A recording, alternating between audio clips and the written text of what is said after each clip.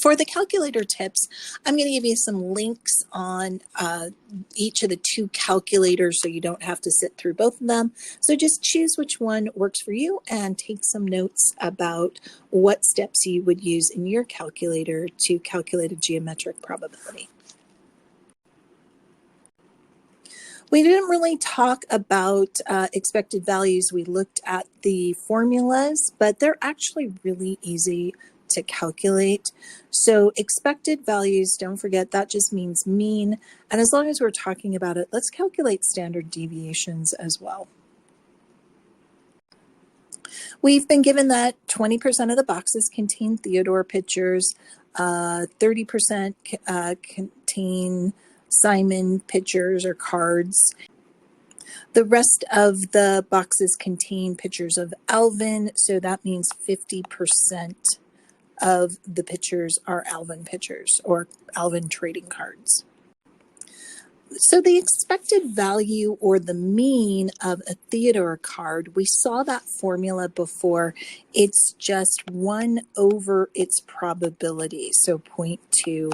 And when we calculated that out, it would be 5. So think about what that means, because that is important.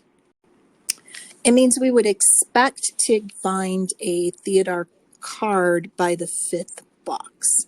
So the standard deviation tells us how much that will vary by. So it doesn't mean that I open 5 boxes and exactly the 5th one will have a Theodore, although long range, that should be pretty true. But how much does that vary by? And that's our standard deviation. So just for reference, so you don't have to flip to the other page, I've written the formula here. So the standard deviation is the square root of Q over P. So remember, for this problem, our Q would be 0.8. And this tells us a lot. This means that we're going to have huge variation, that most of the time it's going to vary a lot around that 5 boxes, whether we're going to have to wait to that 5th box, or maybe we could get a Theodore on the first box we open. So that standard deviation is telling us that will vary quite a bit. So the expected value of Simon would mean we'd expect just after the 3rd box to find a Simon trading card, but that's going to vary as well. So let's take a look at what Simon's standard deviation is. Once again, quite a bit of deviation there, quite a bit of that variance. So even though it's around 3 boxes, that if we found it on the 1st box or if we found it on the 6th box, we shouldn't be too surprised, because there is an average variation that's almost 3 boxes.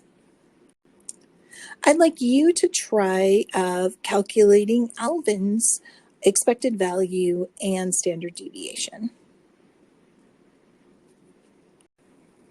So once again, we would expect an Alvin card to appear almost every other box, which makes sense since half of the boxes do contain an Alvin card. But once again, the standard deviation, that could vary by almost 2 boxes. So we shouldn't be too surprised if we don't see an Alvin for a while. Let's take a look at this example of how we would apply our geometric distribution properties to an AP type problem.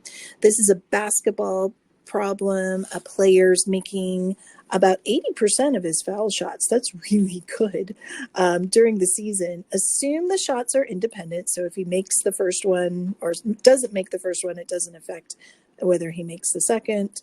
Find the probability that in tonight's game he will do these things.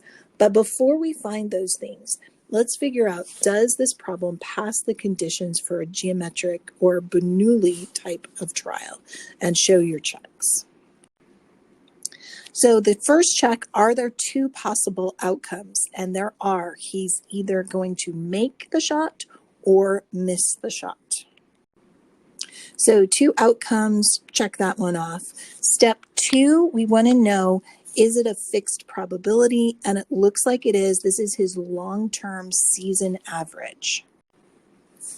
This is also a good time to write down what the probability is so that you can use it for your next problems. So this is a fixed probability, P equals 0.8. So check that off. And the third one is it independent? And it already does say the shots are independent. So I'm just going to write that independence is assumed, as it says in the problem, so this meets all the conditions.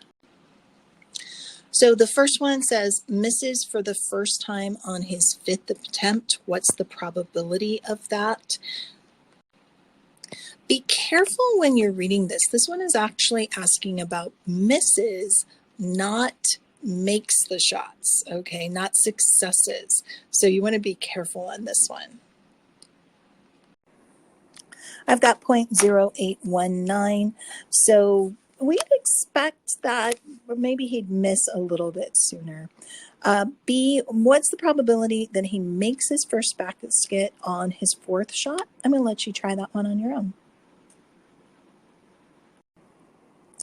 We get a very low probability on this, and it makes sense since he's really high, has a high success rate. We would expect that at least one of these first 3 baskets would definitely be a success and not a failure. So this should be a very low probability. All right, this one's a little bit different, and we really haven't talked about this. We've talked about it earlier when we did probabilities, but it could be any one of his first 3 shots.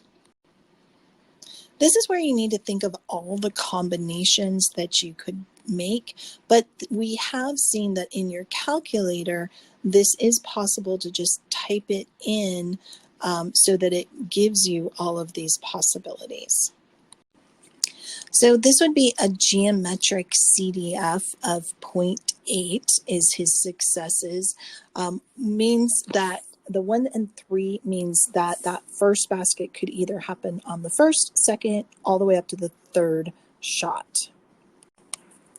And this gives me 0.992. And now I'm going to take the opportunity to show you what's actually going on in your calculator.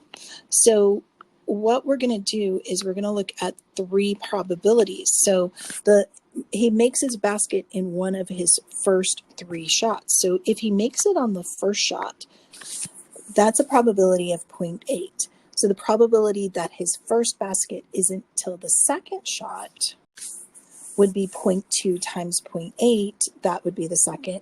And then the 3rd would be 0.2 squared times 0.8. Now, if I found the sum of all of those outcomes, it's still 0.992. Finally, what's the expected number of shots until he misses? I'd like you guys to do that one on your own. All right, did you catch that this said until he misses, not his success rate? So be careful. It should have been 5 shots until his first miss. Kind of a little curious about the standard deviation, but to see how much that fluctuates, because I'm sure it's pretty large, but I'm not going to worry about it. All right, let's go ahead and wrap this one up, and I'll see you at the next video.